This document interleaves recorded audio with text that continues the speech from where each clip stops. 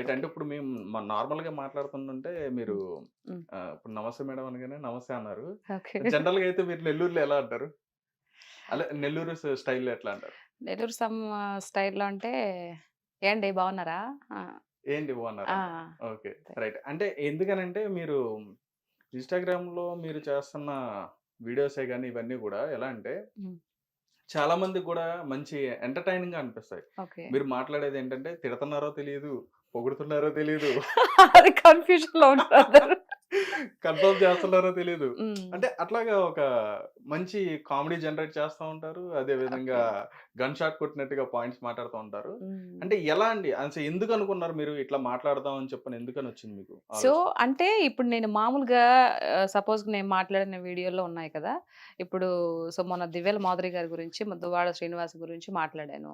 అది మామూలుగా మాట్లాడామనుకో ఇది ఈ స్టైల్‌లో మాట్లాడితే ఎవరికి వినిపించుకోరు. హ్మ్. దానికి అందరూ వినాలి, ఒక మాదిరిగా అనిపించాలి అనంటే ఏదైనా ఒకటి జరగాలనమాట. హ్మ్.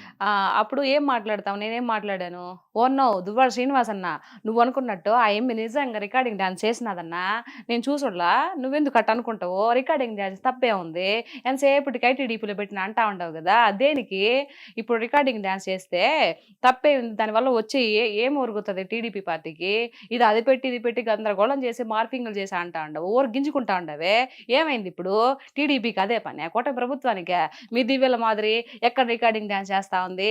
ఎక్కడ నిద్రపోతా ఉంది? ఎక్కడ బుడ్డు తాగుతుంది? ఇదే పనా? మాకు ఇంక వేరే పనేం లేదా? లాస్ట్‌లో ఏదో అన్నారు బుడ్డి తాగితే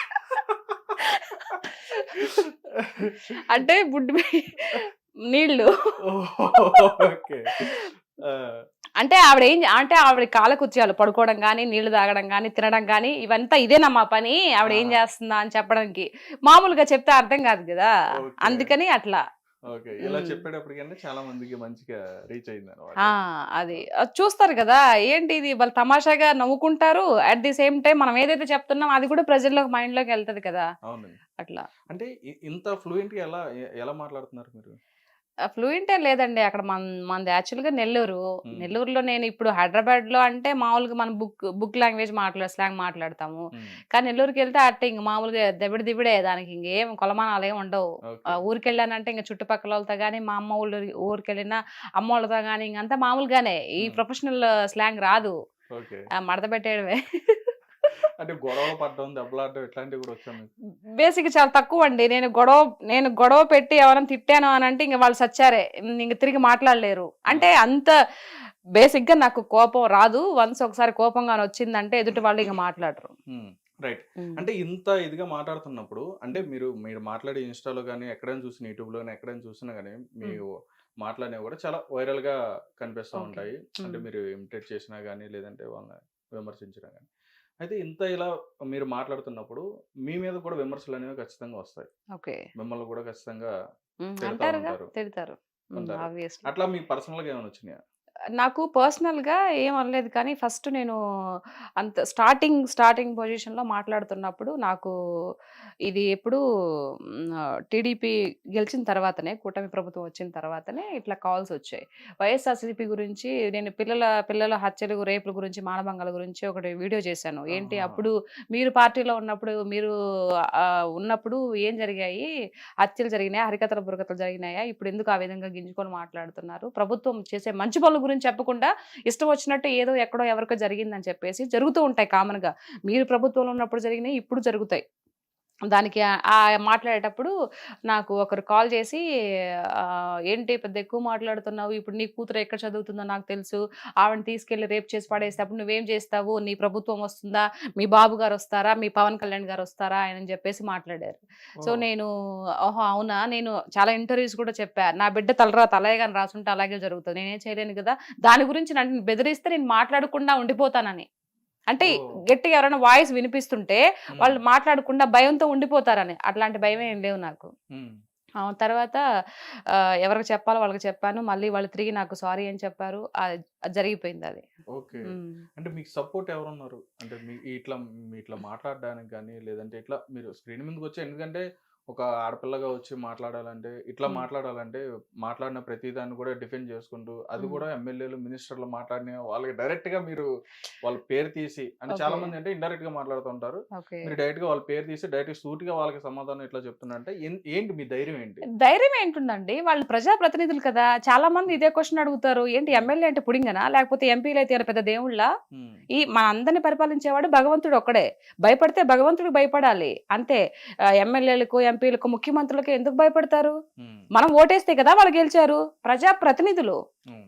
ప్రజలచే ప్రజల కొరకు ఎన్నుకోబడ్డారు వాళ్ళు. హ్మ్. అంతేగాని వాళ్ళని చూస్తే భయం ఎందుకు? చాలా మంది అమ్మో! ఎమ్మెల్యే వస్తున్నారు. అమ్మో! ఎంపీ వస్తున్నారు.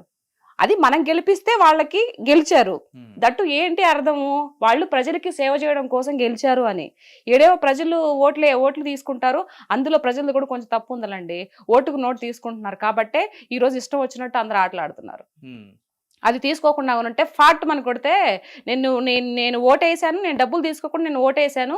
కాబట్టి ఏదైనా గట్టిగా మాట్లాడే హక్కు నాకుందిరా అవులే అని చెప్పొచ్చు. హ్మ్. ఇప్పుడు ఈ ఓటుకు నోటు తీసుకోవడం వల్ల ఏంటి నువ్వేంటి మాట్లాడేది? నీ ఇంటికి నేను 6,000 పంపించాను తెలుసా? డబ్బులు తీసుకొని నువ్వు నాకు ఓటేసావు అన్నప్పుడు అప్పుడు మాట్లాడడానికి వాళ్ళకి స్కోప్ ఉంటది. అవును. మాట్లాడడానికి మనకు స్కోప్ ఉండదు కదా! అవును. అందరూ ఎందుకో పెద్ద పెద్ద భయపడిపోతూ ఉంటారు. ఎమ్మెల్యేలు, వాళ్ళ ఎంపీలు, ముఖ్యమంత్రులు అని. ఎందుకు? నేను ఆ పార్టీ అని కాదు, ఈ పార్టీ అని, ఏ పార్టీ అని కాదు. హ్మ్. మామూలుగా చెప్తున్నా. మంచి చేసేవాళ్ళు మహానుభావులు. హ్మ్. చెడ చేసేవాళ్ళు ఎవరు రాక్షసులే నా దృష్టిలో. ఓకే. చెడు అంటే ఏంటి?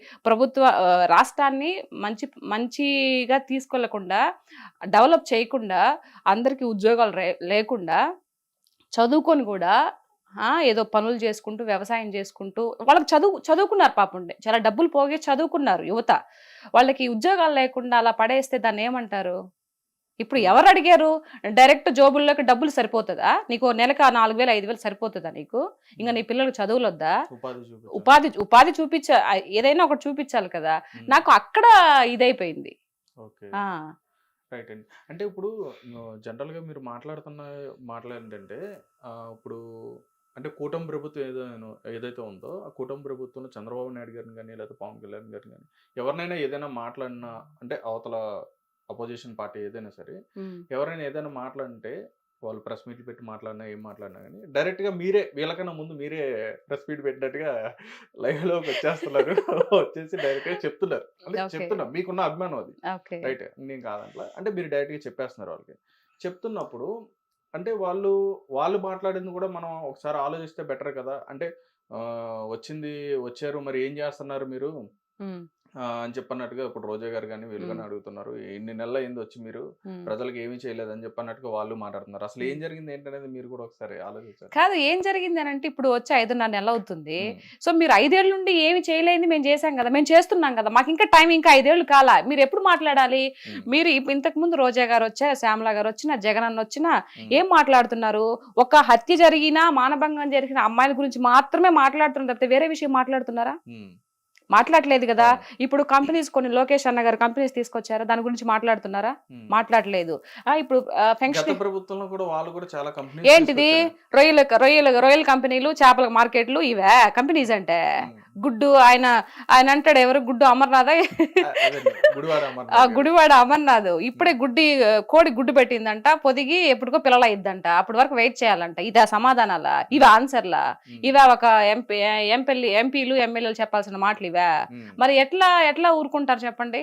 హ్మ్. మీకు మాట్లాడే స్పష్టంగా మాట్లాడి ఇది తెలీదు. ఏం మాట్లాడో తెలీదు. పోలవరం ఎప్పుడు ప్రాజెక్ట్ అవుద్దంటే, కంప్లీట్ ఎప్పుడయిద్దంటే, మాకు తెలీదు. దాంట్లో ఏం జరిగింది ఇప్పటికే అర్థం కావట్లేదు మాకు అంట. అదేమంటే అర్థం కావట్లేదు. హ్మ్. ఇట్లా ఇప్పుడు జగనన్న గారు వచ్చిన తర్వాత ప్రత్యేక హోదా తీసుకొస్తా అన్నారు. తీసుకొచ్చారా? హ్మ్. అంతకుముందు బాబు గారు పదవిలో ఉన్నప్పుడు నీకు దమ్ము ధైర్యం లేదు, ప్రత్యేక హోదా అడగలేవు అని చెప్పేసి ఎంత ఏకాడు. అవును. చూసే ఉంటారు కదా మీరు. అవును. మరి ఆయన ముఖ్యమంత్రి అయిన తర్వాత ఏమైనా ప్రత్యేక హోదా తీసుకొచ్చారా? హ్మ్. పోనీ నరేంద్ర మోడీ దగ్గరికి వెళ్ళి మాట్లాడారా? హ్మ్. ఎంతసేపటికి వెంకటేశ్వర స్వామి విగ్రహం ఇచ్చి కాళ్ళు మొక్కొస్తారు తప్పితే మాకు ప్రత్యేక హోదా ఇయ్యయ్యా అని చెప్పేసి అడిగారా? అంటే 3 రాజధానులు కూడా పెట్టి ఆ! చేద్దామని ఒక్కటి కాదు చెప్పారన్నారు. 3 రాజధానులు పెట్టి చేస్తా. ఒక్క రాజధాని పెట్టాడా? హ్మ్. ఏం చేశాడు ఈయన? అంటే అదైతే కరోనా వచ్చిందని మళ్ళీ చెప్పేసి టైం ఇవ్వాల్సింది అంటే మీరన్నట్టుగానే కరోనా వచ్చింది కదా! మళ్ళీ ఇంకొక అవకాశం ఇవ్వాల్సిందని చెప్పని అనుకున్నారు వాళ్ళు. ఇస్తే చేసేవారని చెప్పి. ఇప్పుడు నీకు అవకాశం లేదు కదా! అట్లాంటప్పుడు నువ్వు ఎలా ఉండాలి? అణిగి హ్మ్. మణిగి ఉండాలి. లేదయ్యా నాకు ఇలా వచ్చింది. ఇప్పుడు అంత ఎందుకండి, మీకు 40% ఓటు ఇచ్చిన ప్రజలు ఓటు హక్కు మీకు ఇచ్చారు కదా, ఓటు వేసారు, గెలిపించారు కదా మిమ్మల్ని. మరి మీరు అసెంబ్లీకి వెళ్ళకపోతే నాకు ప్రత్యేక ఏదో కావాలి, అందుకే ప్రతిపక్ష హోదా కావాలి, అప్పుడు వెళ్తేనే నాకు అక్కడికి వెళ్తాను, లేకపోతే వెళ్ళను అని చెప్పేసి ఎందుకు కూర్చున్నావు నువ్వు? ఇప్పుడు అంతకుముందు బాబు 22-21 మందితో అసెంబ్లీకి వెళ్ళలేదా? అట్లా నువ్వు వెళ్ళాలి కదా. మరి ఇట్లాంటి ఈ వ్యవహారం అంతా చూస్తున్నప్పుడు ఇక్కడ చూసే వాళ్ళకి ఏమనిపిస్తది?